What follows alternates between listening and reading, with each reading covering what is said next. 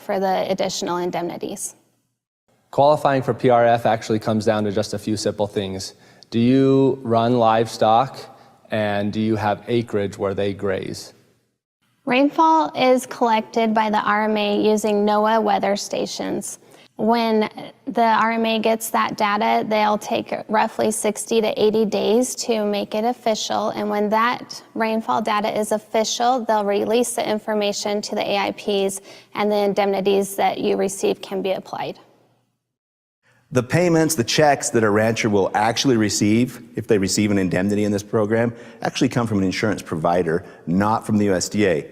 But the Risk Management Agency, a division of the USDA, that is where the real money comes from. They are the ones subsidizing this, just like corn, soybean, cotton, all of that. That is what makes this work. That's why when someone looks at a 20-year average and they say, hey, this looks too good to be true, it is because of USDA's commitment to the American rancher to keep our supply chain of food safe and secure and keep ranchers ranching. That is what makes this work. No matter how you look at it, it's that commitment from the USDA. They are putting the dollars into the program, but the actual check, it actually comes from the insurance provider.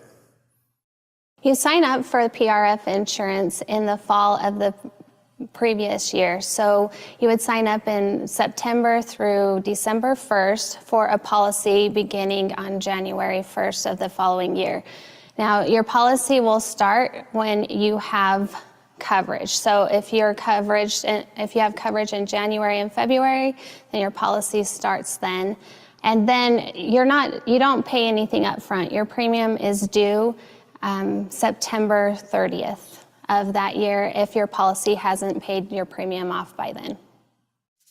Ranchers are a different breed, and so are the pasture, rangeland, and forage policies at Red Summit Advisors. Ranchers with Red Summit are competitive, thriving producers because they receive the industry's best, highly customized pasture, rangeland, and forage insurance policies. But what makes Red Summit policies so much better than the rest? It's simple. Your policy is tailored to your needs and is built on hundreds of years of ranching experience and powerful software. At the core of an excellent policy are an accurate map of your land and proper grid allocation. Using an in-house geographic information systems team, your land is mapped with proprietary mapping software. Visualizing your map in this way helps to customize and optimize the acreage covered on your policy. The GIS team can identify every possible combination of grids to place your coverage, which has a huge impact on your policy's performance. PRF policies are built by using a combination of both leased and private acreage, including government leases like BLM and Forest Service land with their associated grids to tailor a policy with the level of risk comfortable to you. Most agencies do this calculation with a simple spreadsheet, but with so many possible policy iterations, you could be missing out on the ability to craft the best possible PRF insurance policy. Using specialty software, your coverage can be run through millions of policy iterations to find the best match for your operation. Through these simulated policies, you can choose a policy that benefits you and your land the most. At Red Summit, your operation is our top priority. We want to ensure that you can be happy when it rains, but covered when it doesn't. You'll also have access to monthly statements, weather reports, and industry experts. And any tedious paperwork can be left to us, so you can go about operating your ranch. We know ranchers because we are ranchers. Our agents have seen firsthand how ranchers have been able to use their PRF insurance to benefit operations large and small. We want to help you keep ranching for generations. Don't just sit here and let us tell you how Red Summit Advisors can help you. Let us show you. Contact a PRF expert at Red Summit Advisors today.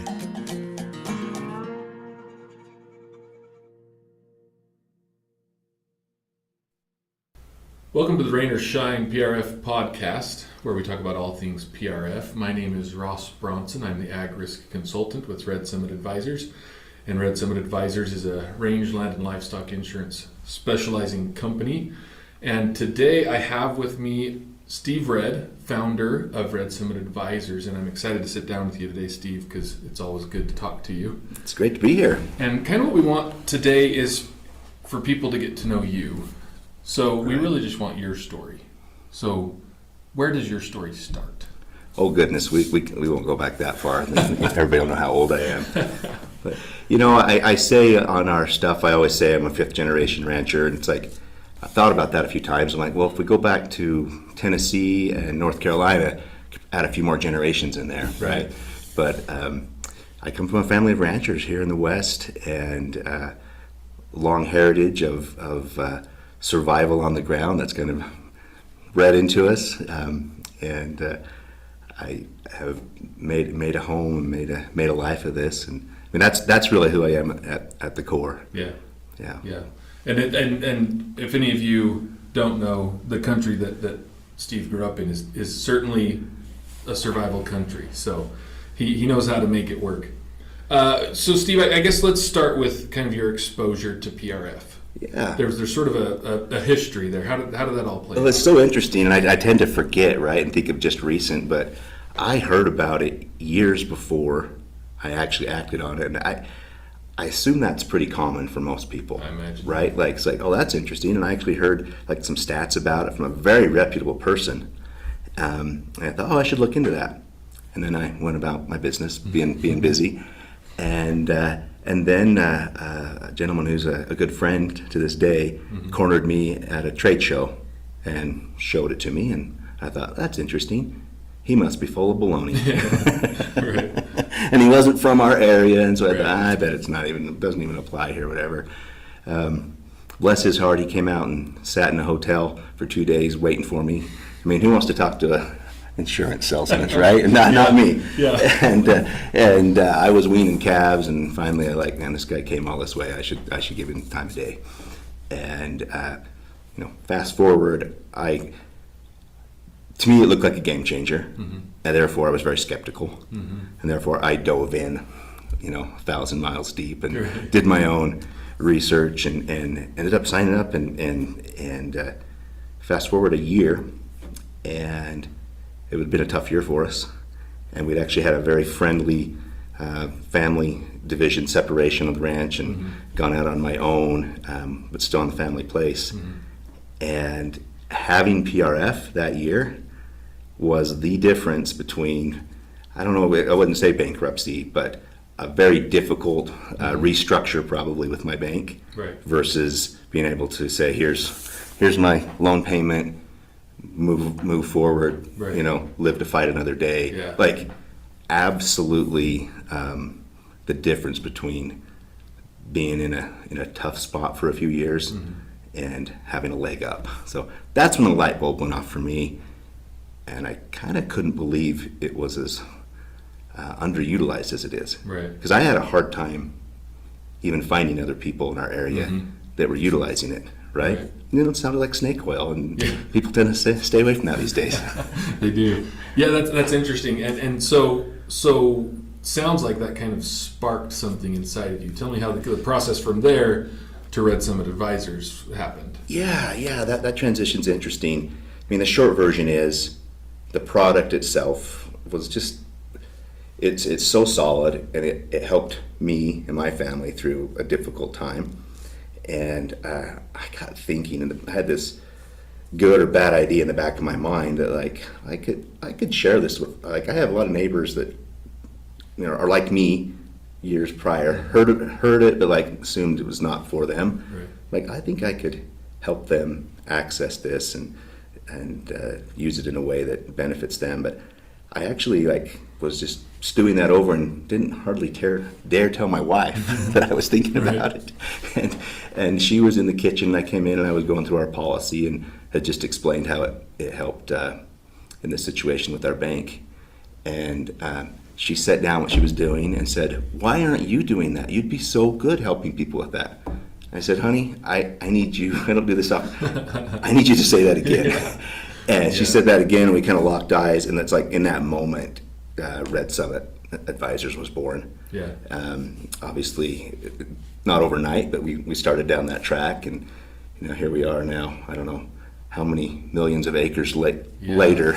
A lot. We were discussing that before we started, and I mean, it's a lot of millions of acres that we cover. Yeah. Yeah. And it's been fun because I don't show up, and the agents that work for us, we don't show up as insurance guys, right? We do everything we can technologically and sophistication-wise to know everything, but from the get-go, I love sitting down with someone as their peer, as someone who uses PRF, and say, hey, here are all the ways this could work, and then you decide whether it works for you, versus like, hey, I think you should do this. Right. And that's really been at the core from the beginning. I actually think I'm a terrible salesman, right? And we try to hire terrible salesmen. Yeah, we really just want to talk ranch with you. So That's right. That's right. Well, I really like that, because that's one of the things I always appreciated about Red Summit Advisors is where it came from, Yeah. and how that has driven really the culture of the organization and how we do business. Because kind of like you were saying, I'd rather talk about your land and I'll do the numbers, but I really want to know where you run. Is there a cool river? And I want to talk ranch with you. Yeah, for sure. So,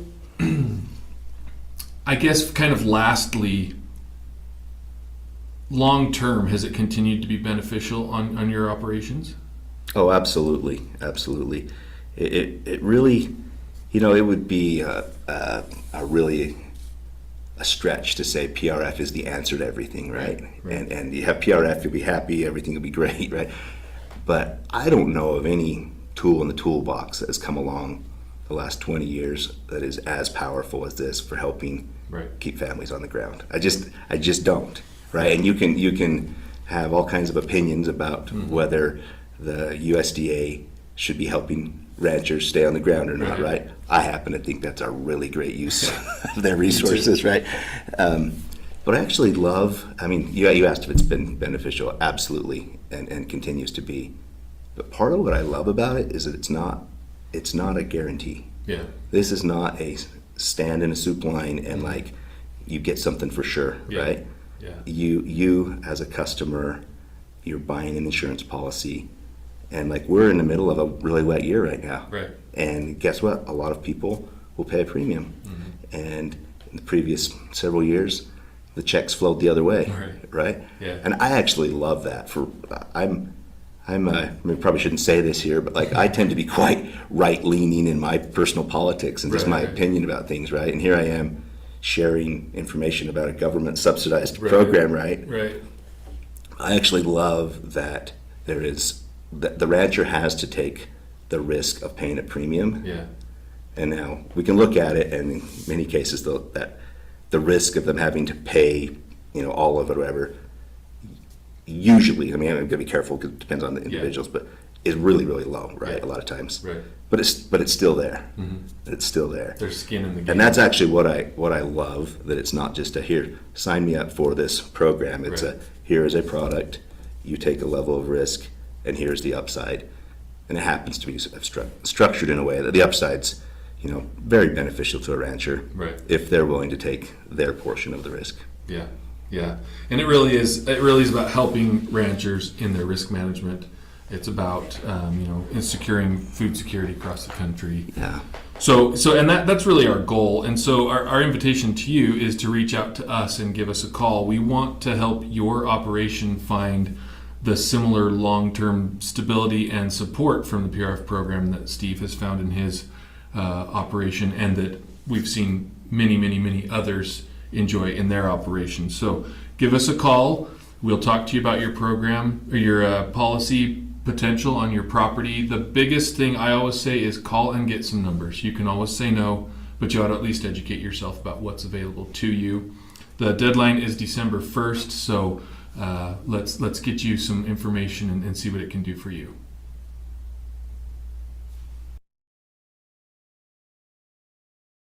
You can collect indemnities when your premium has been satisfied. So the policy is designed to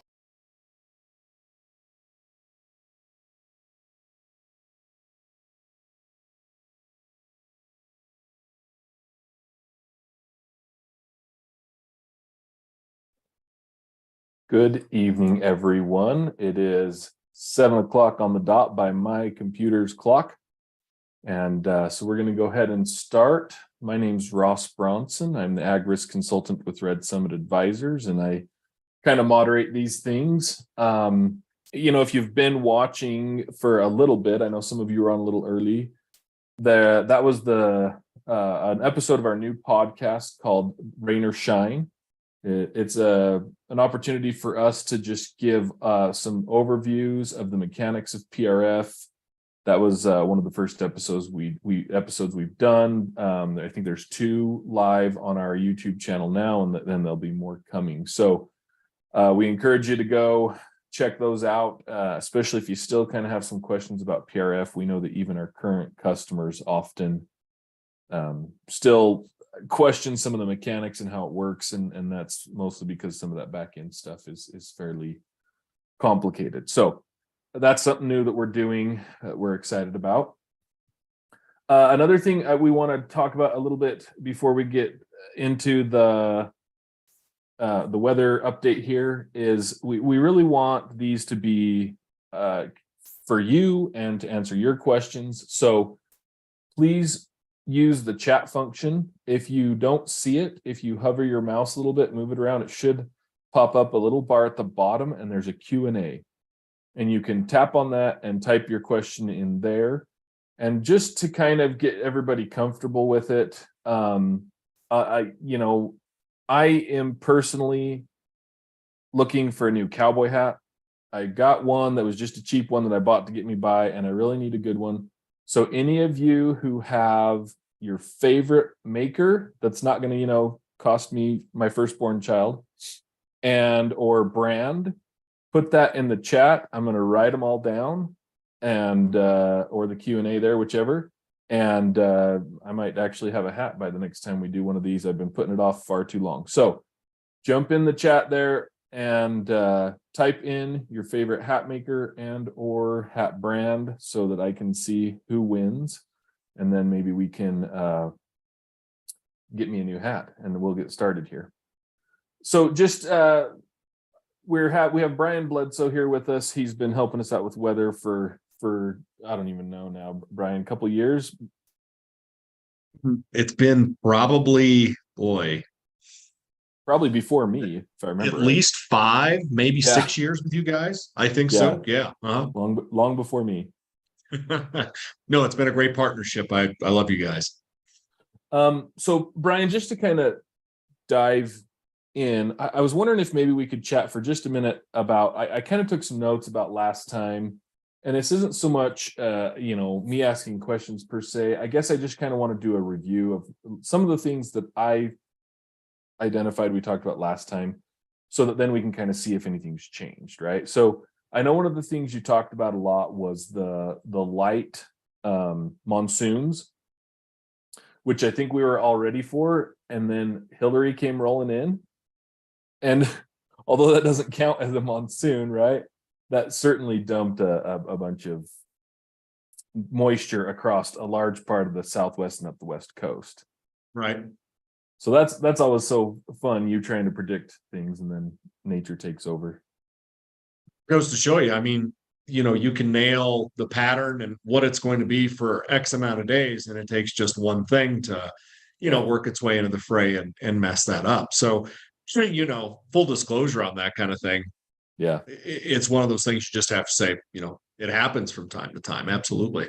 Yeah. I think I read somewhere that it's the first hurricane to come up the West Coast in some insane amount of time. I don't know the specifics here. But... Yeah, I want to say it was like back in 39 or something like that, where it made landfall. Well, secondary landfalls like a tropical storm or whatever, but it just had enough moisture and took the right trajectory to where if you look at and I'll share some of that map with you, but if you look at the rainfall for the past 60 days for a particular area of the West, you think, oh, well, it was a banner monsoon season. But if you take that one storm out, it was quite the opposite. Yeah. Yeah. And I had one customer put it really well. She said, if only we could have done something with it instead of just have it run off. So that's exactly. Yes. I know my friends in Texas in particular understand that. And of course, our California folks too, with the winter last year. So the other thing, again, just kind of in the way of a recap, you talked about how that sea surface temperature was nice and warm right off the west coast of South America. And you mentioned that we expected it to maybe spread a little bit west out into the ocean more, and that would kind of be an indicator of maybe a stronger El Nino, if I understood that correctly. Well, that and also the type. And I'm not so naive to think that farmers and ranchers don't look at other weather outlets. That's all they do. Okay. I mean, they check weather all the time. There's a lot of misinformation out there, and there's a lot of bad messaging in general about what El Nino can mean or cannot mean for particular areas of the country. And that this time of year, when that stuff is flowing, it makes my job even harder because I have to go through and dispel a lot of that information. So I think it's for a few things, it's important to not only discuss what type of El Nino we're likely going to have, and historically what that has meant for specific areas, but also try to focus on how long this event is going to last going forward. Because I've got clients that live in the center part of the country, and they're like, "Where is this El Nino going to show up? This is a bust." And it's kind of like, look, this thing really isn't having to take hold yet in terms of what your impacts traditionally will end up being, which largely come during the fall, the cold season, and into obviously in the spring. So again, just because there's an El Nino out there doesn't mean immediately you're going to get rain. It doesn't mean that you're immediately going to get dry. And I think that type of messaging has done, well, at least my profession, a great disservice. Makes my job harder. Yeah, I imagine. And that's one thing I appreciated about the video from last time is the way you kind of broke down. Look, there are different ways this can go. Right now, it's looking like we're going to go this way, but things could change. And I also thought it was interesting last time how that one, and of course I'm not going to remember which one it is, but that one model was a little different than the other two. I thought that was interesting. And a lot of times it has to do with what they initialize on, how strong they think the El Nino is going to be, or whatever the driving force is. And more importantly, how it's going to change. Some of the stuff that I was looking at today has this El Nino lasting through the middle part of next year. And from a historical standpoint, you look at how the whole El Nino thing goes, it traditionally maxes out during the heart of winter, somewhere between December and February, and then it starts to come back down. It's pretty unusual to have an El Nino during the warm season like what we've had this year, and really get its footing, and then have that same event continue on into the next summer. I'm not saying it's impossible, but I think when you see that on a computer model, you have to also stack it up against history and say, how many times has this come about? Kind of like the La Nina. How many times have a triple dip La Nina taken place?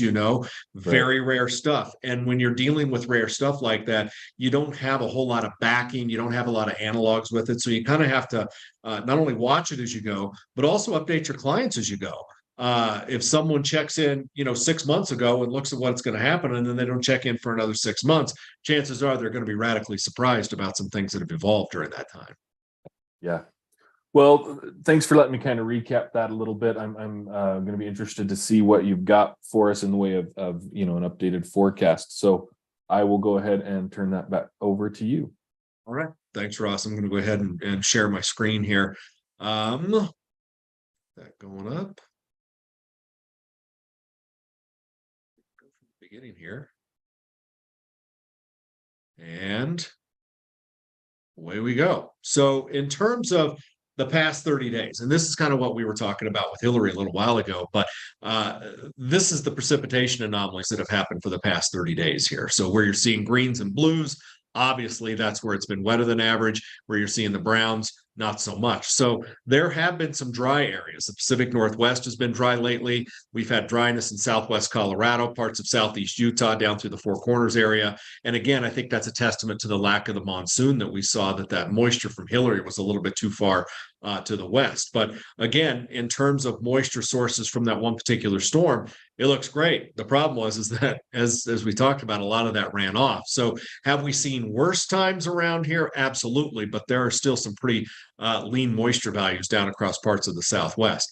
What's going to happen for the next 2 weeks? Well, this particular model, which is our best one, it's the European model, is showing a pretty significant storm coming into the Pacific Northwest. In fact, I would say it's probably the first significant storm of the early fall season for those areas up there. And it's going to deliver some pretty significant rain to places like Washington or Oregon. And then a lot of that moisture is going to transition a little farther eastward. We've got a storm that's going to kick out of the Rockies late this week and into the weekend that's likely going to deliver a good round of moisture across the northern Rockies and the northern plains. But for the most part, it's moving too far to the north to really deliver much in the way of moisture farther to the south. So for the next 2 weeks, again, you're going to have the haves and the have-nots, and the haves, by and large, look like they're going to largely be up to the north across the northern tier of the country. But again, a lot of those areas desperately need the moisture, as I said, especially in the Pacific Northwest.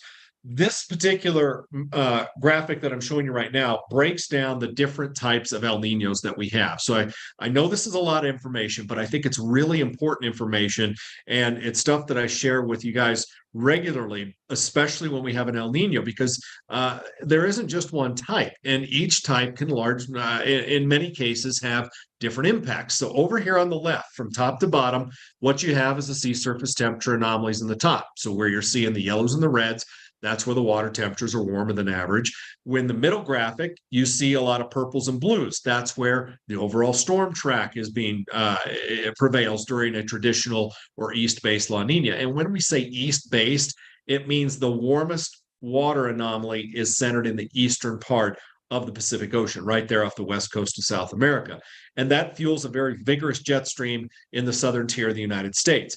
The bottom map over here from December through February shows where the temperature anomalies are associated with that pattern. So where you're seeing the blues and the greens, that's where it's cooler than average. Where you're seeing the reds, that's where it's warmer than average. So warmer than average to the north, cooler than average to the south. Makes sense because the farther south you go, that's where the main action is as far as the storm track goes. During certain El Nino events, sometimes that warmer water can shift a little farther to the west. And that's where the hybrid comes into play right there. You see the red shifted a little farther to the west. There's still warm water off the west coast of South America, but the bullseye shifted a little bit farther to the west. It doesn't have a huge impact on the storm track. You still see that blue and purple shading right there coming in out of the Gulf of Alaska and riding across the southern tier of the United States. And down here on the bottom, the southern tier of the U.S. is largely cooler than average. That does include California, southern Nevada, Utah, and the Four Corner states right there. The big change of all of these takes place with the Modoki El Nino on the right, okay? That's where the warm pool establishes itself in the center part of the Pacific, and it's bookended by two cold pools, one off the South American coast and another one over in Indonesia, all right? That has a bigger changeable impact from the other two, because if you look at the middle graphic over here on the right, you see kind of a green and yellow shading right there off California and in the Pacific Northwest. That's where a ridge of high pressure builds that kind of shuts down the storm track coming in from the western U.S., diverts it way up to the north, and it dumps a lot of that energy, cold and snowy weather in the eastern part of the United States. We don't want a Modoki El Nino if you're looking for moisture in the western United States for the reasons that I have just mentioned.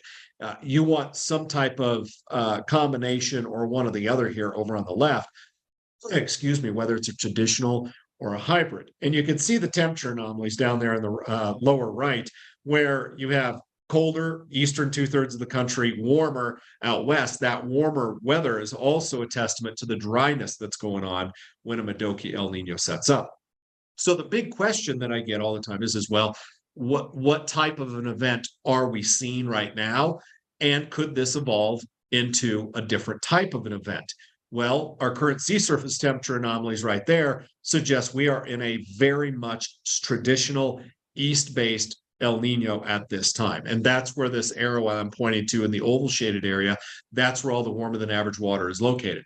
Farther to the north, there are a couple of interesting things going on too. You have a little cooler pool from Hawaii off the coast of Baja. Just to the north of that, you have a warmer pool. And then just to the north of that, in the Gulf of Alaska, you have a cold pool. So when I'm looking for something that could produce activity going through winter or a vigorous southern storm track, I want to see these temperature differences with the sea surface temperatures, because if you just warm up the whole thing, what it does is it makes the overall flow very nebulous in the atmosphere. It takes some of the power out of it, and the storm frequency is less because your overall jet stream speeds and your temperature contrasts are less. So when I look at this and I see those little temperature differences show up, I'm actually encouraged, and also encouraged by the fact that we are starting out this El Nino event with a traditional or an east-based event. So where does it go from here? And obviously folks want to know that. So this is the October sea surface temperature anomaly forecast.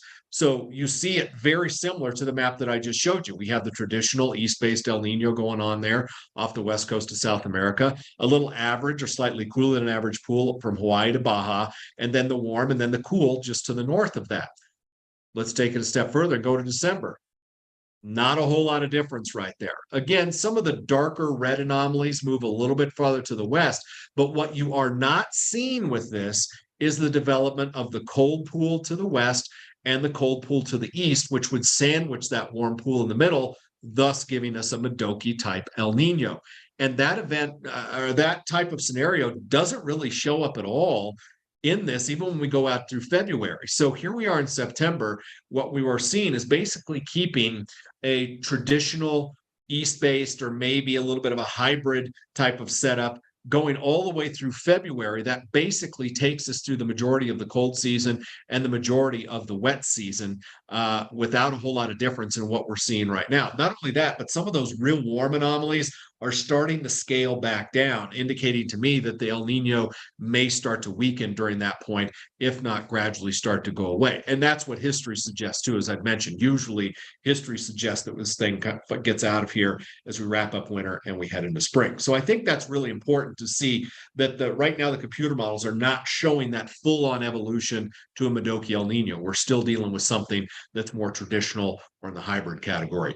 The other bit of information I have for you that I always like to show is the Pacific Decadal Oscillation here, or the PDO, since 2020. Well, we could go all the way back to 1998, as I've done before. The PDO has largely been negative for the past 25 years, okay? But since 2020, it has been solidly negative, and in recent times, very negative. And in many cases, this is what contributed to that triple dip La Nina episode that we dealt with for the past winters or so. And you might ask yourself, well, why is that significant? Well, when we're doing analog years, or we're looking at the past to see what we could possibly see with this setup, you look at the main drivers. And one of those main drivers is a traditional, strong east-based El Nino, and we have a negative PDO right now.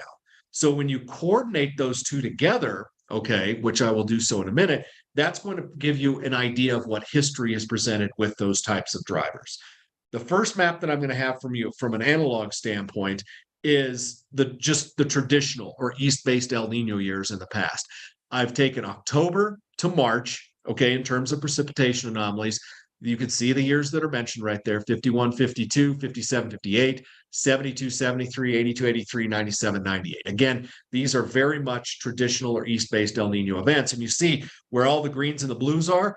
That's where we were wetter than average. On average, when you take all of those years into account from October through March. So you see California gets up, most of the southwest part of the country gets lit up, and then you go certainly in the southeast half of the country, which is typically wetter than average with a traditional El Nino. If we look at temperatures, basically what you would expect. It's colder than average on the southwest part of the country because that's where it's, all the good energy with the storm track is, and then it's warmer than average the farther north you go, up across parts of the northern plains, the Great Lakes, and into the northeast. So if you just look at history from since 1950, the strong traditional east-based El Nino years right here, you would say it looks to me like we're going to have a colder than average winter and a wetter than average winter, just looking at that in general. Okay, I think that's a fair statement.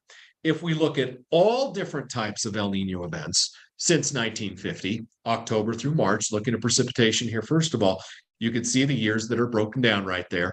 You get a somewhat of a similar type setup right there. Okay, a little bit drier than average Pacific Northwest and parts of the Northern Rockies, wet California through the southern tier of the country, and a little drier than average out across parts of the Northeast and into the Ohio Valley. Again, that's precipitation anomalies. If we look at temperature, not a whole lot different from what we saw before. A little less cool over the southwest, but in general, average to slightly cooler than average. And then you have warmer than average conditions going on across the northern tier of the United States. All right. Again, that's all different types of El Ninos taken into account. Analoging this setup right now is really tough because there just hasn't been a large sample set of what we're dealing with right now. And the only 2 years since 1950 that I could find that had a strong east-based El Nino and the PDO was strongly negative was 51-52 and 72-73. And I'm not saying that's exactly how this is going to play out. I'm just looking at two main drivers that match up in an environment where to find an analog that looks reasonable is really tough this year.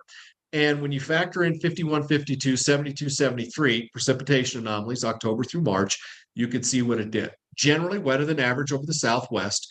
The dry anomaly there across parts of Texas actually surprised me because historically speaking, most traditional El Ninos will favor Texas and a large part of the Southeast with wetter than average. We're drier than average across parts of the Pacific Northwest, no surprise there, and at least average, probably even a little drier than average across the Northern Rockies.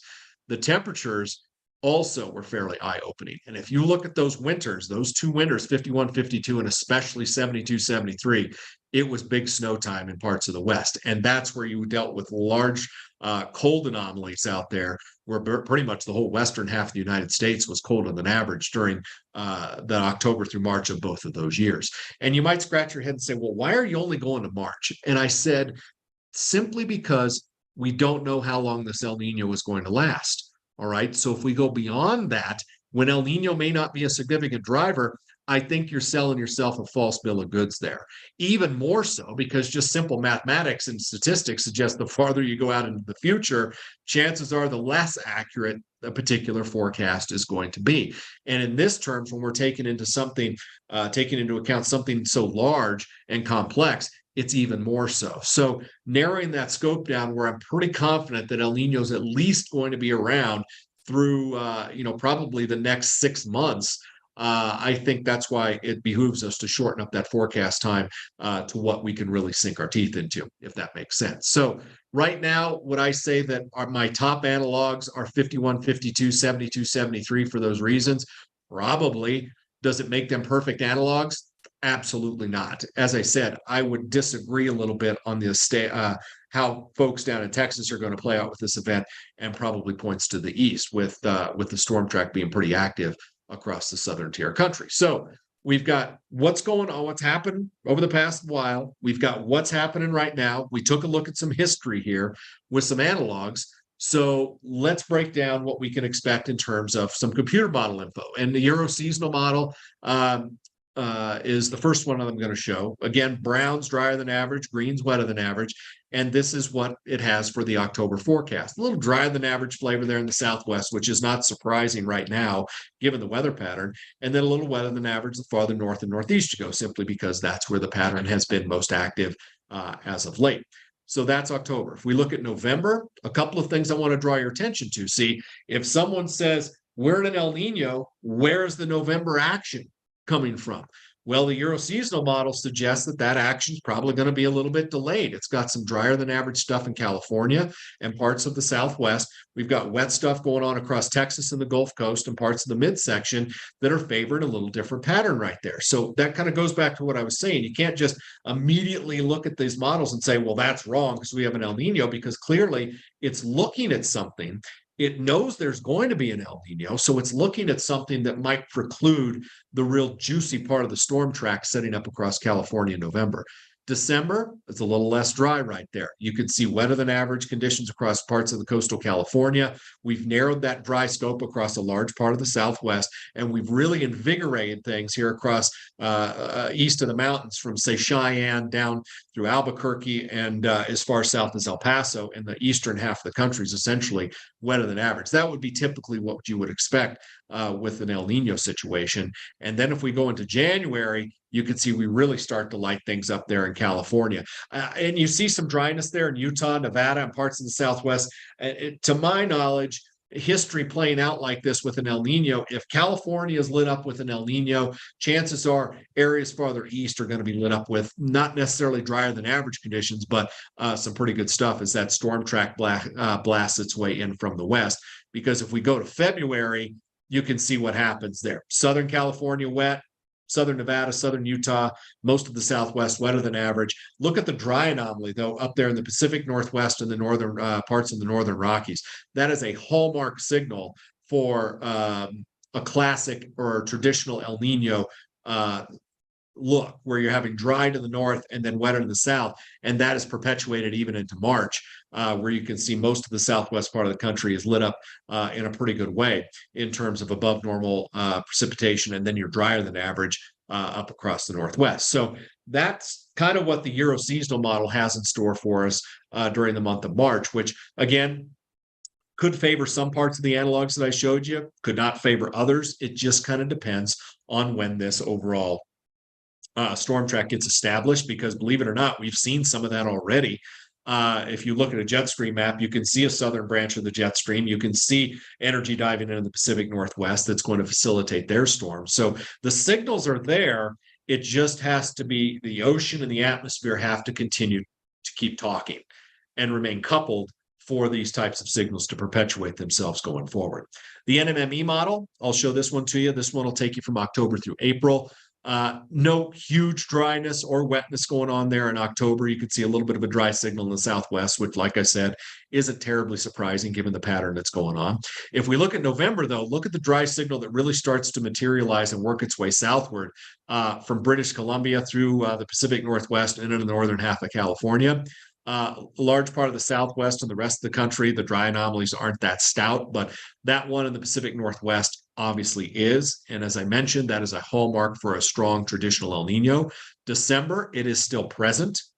Okay. So that's, again, goes back to one of those things. If December ends up being drier than average, say, well, this El Nino is a complete failure. What's been going on? And as I said, you can't put all your eggs in that same basket here, just looking at El Nino. There are other drivers, because when you look at the transition from December to January, we'll look at all the green that shows up there across California and off the west coast of California. That's the big storm track coming in from the west. You still see the dry signal is really stout up in the Pacific Northwest, and that's a reflection of the storm track being depressed farther south, running across the southern tier of the country. That really continues into February. You see that continues across the southwest while it's dry to the north. And when you get a strong El Nino pattern locked in, just like in La Nina, it's really hard to break that pattern down. So those that are dry, stay dry. Those that are wet, stay wet. And that continues into March. It also continues pretty much even into April before that signal probably weakens. So again, one would look at this computer model forecast and say, well, yeah, that's pretty much reflective of what I would expect when we're looking at those analog years that I was showing you just a short time ago. Another computer model I want to show you, this is the CFS model, the Climate Forecast System model that the government uses. It's one of our main models here. This thing can be a little bit wonky sometimes, so I don't utilize it a ton, but I just wanted to give you a look-see at it. And again, these are precipitation anomalies from its most recent run for October, November, December. And you can see the wetter than average conditions favor areas farther south, drier than average to the north. You get these little bullseyes here and there that the model tries to pick out. But even into December, January, February, you see how far south it brings that dry anomaly into California. The southern part of the state may end up average to wetter than average, but you don't have to go too far to the north to have problems right there. And then if you go to February, March, and April, we'll look at the difference that shows up right there. So do I think this particular event is going to be a shutout for California? No, I don't. Computer models don't suggest that. If we were going to have a Modoki El Nino, I would be very concerned about that prospect, but history suggests we shouldn't see that. And the computer models, at least right now, suggest that we shouldn't see that. And to be honest with you, that's about all the forensic evidence we have to go off right now. So we kind of have to pay attention to that. So in summary, a traditional or east-based El Nino, again, looks most likely right now. Could that change? Well, of course it could. This is the weather, and as I always say, the future's hard. But right now, the odds are greatly in favor of having a traditional or east-based type of an event. History in the models favor a pretty active winter, especially south. Okay, the Pacific Northwest and the Northern Rockies do look likely quite a bit drier than your neighbors to the south. And the analogs, as I said, clearly show that trend. Okay, but are those analogs the gospel? No. Absolutely not. As I said, the setup that we have right now is incredibly hard to analog because we don't have a whole lot to go off of and what's going on. So we have to use our tools that we have and make our best effort going forward. Every event is different and can produce unexpected impacts. I really want you folks to focus on that because you're going to be hearing a lot about El Nino and what it could possibly bring in the upcoming winter forecast over the next few months. So please be mindful of that. And a great example of that is see California last winter. 8 out of 10 La Nina episodes of that type of strength produced dry weather for California during the wet season. And it was far from dry in California during the wet season, and it was far from dry across a large part of the West last season. So again, these different events can sometimes buck the trend. There are other elements at play here. How long the event will last is obviously still in question, as I mentioned, but it does look like a fairly strong event, should linger through winter, possibly in early spring. And this certainly looks like it could enhance winter and spring moisture for some of those areas that I highlighted. So I know that's a lot of information, and I know that a lot of this stuff you might say is going to change going forward. But to be honest with you, the main driver, I think, of this upcoming winter and at least the early part of 24 is probably going to be the El Nino event that's going on, because historically speaking, that when it's this established, that is the main driver. Okay. So with that in mind, feel free to ask questions. Yeah, we want to encourage everybody to put some questions in the chat if you have any. I do have a few that questions and kind of some discussion that I to kind of kick us off here to give people a chance to get some questions in the chat. So I guess you kind of summarized this a little bit, but just for my brain, the southern US is most likely be a little wetter this year. Pacific Northwest is going to be dry this year, and it looked like maybe the northern Great Plains are going to be a little closer to average. Does that seem fair? The stoutest dry signal that I can find that I would be willing to put some stock in is in the Pacific Northwest.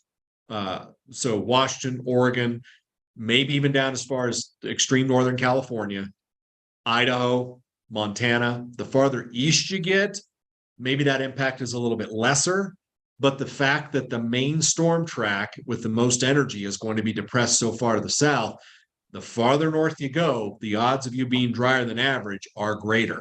Okay. And that cutoff is really, if you could draw an east-west line from California through Utah, Colorado, Kansas, you go north of there, the odds of you drying out are certainly greater than if you go south of that line, if that makes sense. Yeah. Yeah. Yep. So a couple of questions. We did ask some agents and such to maybe get some questions from their clients that maybe couldn't make it that they can take back. So I know some of these questions were kind of covered in the general, the general discussion we just had. So let me ask some of these, I guess, in kind of in a more general area. So it's interesting, you have so many models, right? And obviously you're a meteorologist, so you know where to get this stuff, but where does like the bulk of your information come from? Who's driving these models? Well, for the Euro model, okay, the European Center for Medium Range Weather Forecasting. So that's in Europe.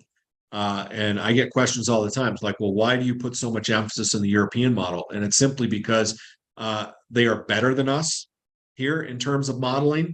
They put a lot more money into their research and development there. And they don't believe in cutting it when it comes to technology and sharing that technology. They are the gold standard in terms of model forecasting. Now, could that change in the future? Sure. But I've seen no evidence that that's going to change really anytime soon because they are so far ahead. And that's usually why I will weight the Euro model much higher than the other models that we produce here in the United States. Because if you're putting more research and development and you're tweaking the model all the time to make it better, why would I look at something inferior and put more stock in that, or simply taint my brain when I'm making a forecast with that? Now, the difference is when we have a strong signal that a lot of the models can get behind, they latch onto that signal and they look at it and they can perpetuate a better forecast. I think all models are better when they actually have something of substance to latch onto. And case in point, this year, there's the El Nino to latch onto. So, and it goes back through history. It looks at the elements at play, and it prints out that forecast. And really, the Euro and the NMME model or the CFS model aren't greatly far apart. Okay, but in terms of the evolution of this forecast, I would still put more stock in the Euro than I would anything else. Yeah, it mostly from what I saw, they looked like the NMME was just a little more conservative in how aggressive they forecasted the precipitation. Yeah, or a little bit late, in terms of when that fire hose comes in from the Pacific, you know what I mean, to really get things going. I think all of these models have similar ideas. And when you're looking at forecasts that are not 3 hours away, but 3 to 6 months away, you're not trying to run the bases with that forecast. You're just simply trying to get in the ballpark when you're talking about risk management. Yeah. Right. So here's a question then. So what are you predicting that the temps in California are going to be kind of fall and early winter? Because I understand that California is that funky one, right, where it kind of depends on how far north you are, but it totally is. But I would say, early on, we're probably going to be a little bit warmer than average. But when that storm track sets in, you're going to have more clouds, you're going to have more precipitation. I would say inevitably your winter may end up being cooler than average that rolls into spring, depending on how long that storm track stays. The farther north you go, if you're talking about just overall a drier forecast, well, then you're probably going to be warmer than average. Pacific Northwest, Northern Rockies, Northern Plains, historically speaking, and even looking at computer model information, those areas will usually end up warmer than average, and then farther south, cooler than average, just simply because they're getting more storm frequency. So, and I've heard you explain this before, but I'd like you to kind of nutshell the bulk differences between the La Nina and the El Nino. So the La Nina, where I was, the waters that I was showing you out there, where the El Nino is budding with all the warmer than average stuff. When you're talking about a La Nina, it's the exact opposite. That water, that water temperature is cooler than average. Okay, so we've done a significant flip, the fastest flip in recent history, where we've gone from such cooler than average water out there last winter to so much warmer than average water out there right now. And it's kind of a little bit of a whiplash effect that happens when the atmosphere has been entrenched in La Nina for 3 years. It's got all this warmer than average water built up, and then all of a sudden it has to let it go at once the pattern breaks down. So that's usually the reason for the rapid change like that. And that's another reason as to why those events don't happen very often. Okay, so in terms of analoging, and you're looking at history, you're also expecting computer models to latch onto that type of a signal without having a great historic base on those types of patterns. That's a little bit tougher too. So when the central equatorial Pacific and right there along the west coast of South America is cooler than average, the ocean is, that's a La Nina. When it's warmer than average, that's an El Nino. And you've talked before about kind of broad trends in what that does for precipitation. I know as we were talking about the transition from La Nina to El Nino, you were mentioning that changes. Somebody's always wet and somebody's always dry, essentially. So how does that shift when you're looking at the two? Historically speaking, when you have a La Nina, those northern areas are wetter than average and the southern areas are drier than average. When you have an El Nino, it just flips. And that's why you're seeing in the modeling and in the analogs that I showed you during an El Nino, the Pacific Northwest and the Northern Rockies, Northern Plains have a tendency to have a little drier flavor than their southern neighbors. Right. Let's see what else we got here. I like this one. Where did all the heat come from this year? El Nino. Yeah. It was warm. It was warm. That's right. All the warmer than average water that's out there in the Pacific, that makes the atmosphere traditionally warmer. But it hasn't been warmer everywhere across the country. And I didn't go into this map, but really the warmest part of this summer was definitely favored farther south. Obviously Arizona, New Mexico, Texas. You don't have to go too far to the north to run out of that in a pretty hurried fashion. And I think that has a lot to do with how much water was put in the ground across parts of Wyoming, western Nebraska, eastern Colorado, western Kansas, western Oklahoma, the panhandle of Texas. And you put that much water in the ground early, well, it wetter ground heats up less and it heats up slower. Drier ground heats up more and heats up faster. So where that boundary was there, you basically kept the extreme heat, or at least the lion's share of it, farther south. I'm here in Colorado. I'll tell you what, I'll take this summer anytime. We were wet in the spring. We had a little bit of heat at times in the summer. We had moisture in the ground to bubble up thunderstorms. And this was a spring and summer I will take, 10 times over what we had. Here's another one. When did the term atmospheric river come into use by TV weather reporters? That particular terminology has been abused recently, I would say, especially within the past 5 years. But the term atmospheric river has been in meteorology, meteorological literature for eons. Okay, so somebody on TV decided they wanted to look at a meteorology book and decided to make that point mainstream, and they ran with it. Another term that is used is called the Pineapple Express. Why do they call it a Pineapple Express? Well, because that tropical moisture, it gets piped in from Hawaii. They're the same thing. Here's another one for you. So the question is, what about the water in the atmosphere from the Tonga volcano and all the smoke in the air? The smoke from the volcano or the water vapor? Well, I think they're referring to both. I mean, I think we've heard of situations where the ash and stuff can change the temperatures and some things like that. So what are your opinions there? So with Tonga, this was an underwater volcano.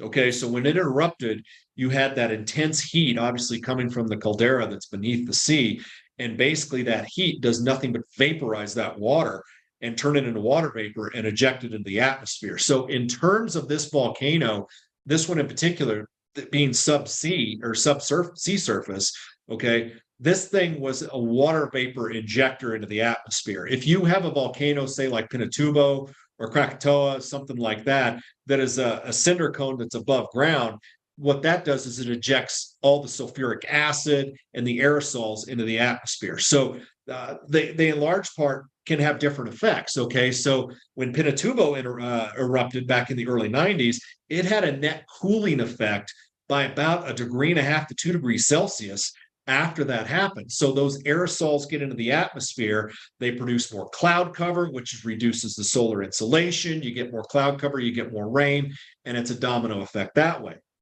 With Tonga, you eject all that water vapor into the atmosphere, and some of that went into the stratosphere. All right. And there's zero water vapor in the stratosphere on the norm. So if you put just a minute amount in there, that is a lot, okay, in the grand scheme of things. And what that can do with water vapor, since water vapor is a greenhouse gas, if you will, it will have a net warming effect after that fact, okay? So one, with the aerosols and the sulfuric acid, blah, blah, blah, can have a net cooling effect, but when you eject all that water vapor to the atmosphere, water vapor is far more efficient greenhouse gas than CO2, and it holds that heat in the atmosphere. You're likely going to have a net warming effect. The factoring in the fact that we've got an El Nino going on too, which also tends to have a net warming effect across the globe. You can go back through history and see that.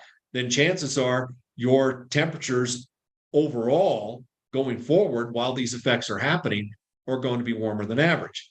But does that mean you're going to have a warmer than average winter? No, not necessarily, because there are things that can offset that.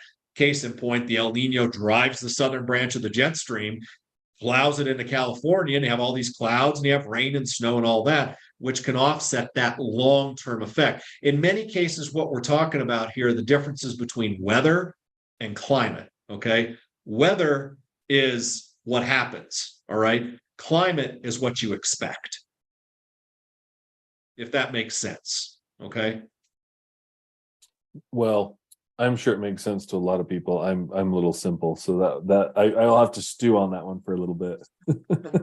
But I think the point there is that some people dismiss the fact whether injecting that much water vapor into the atmosphere, even though it's way down in the southern hemisphere, is not going to have an impact, especially in the southern hemisphere, let alone the entire globe. I think that's a very naive thing to assume. Okay. Even though you probably didn't hear a whole lot of press about it. I have my own thoughts on that, but we won't get into that right now. But by and large, does it have an impact? Absolutely, it has an impact. So kind of a follow-up there. Do you think that the Euro model in particular is taking that into account when it creates its models? I don't think there's a sophisticated computer model that we deal with right now in the mainstream that is taking something like that into account properly.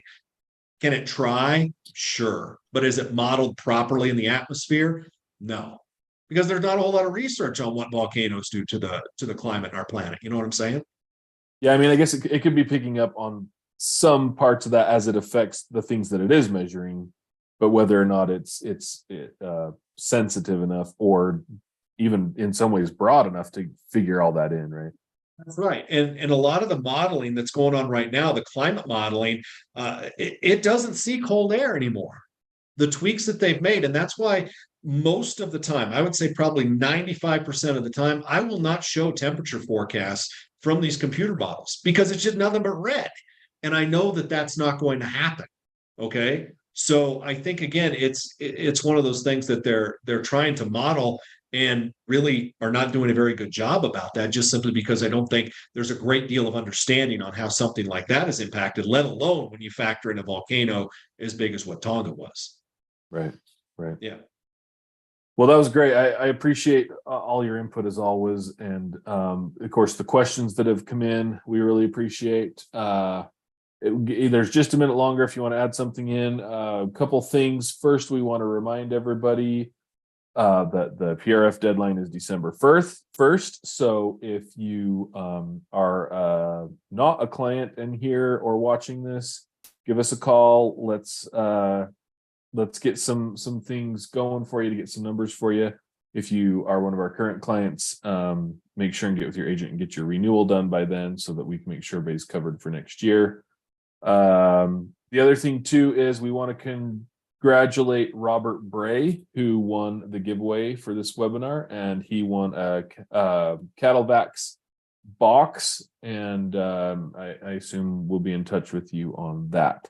So congratulations, Mr. Bray. Hope that comes in handy for you.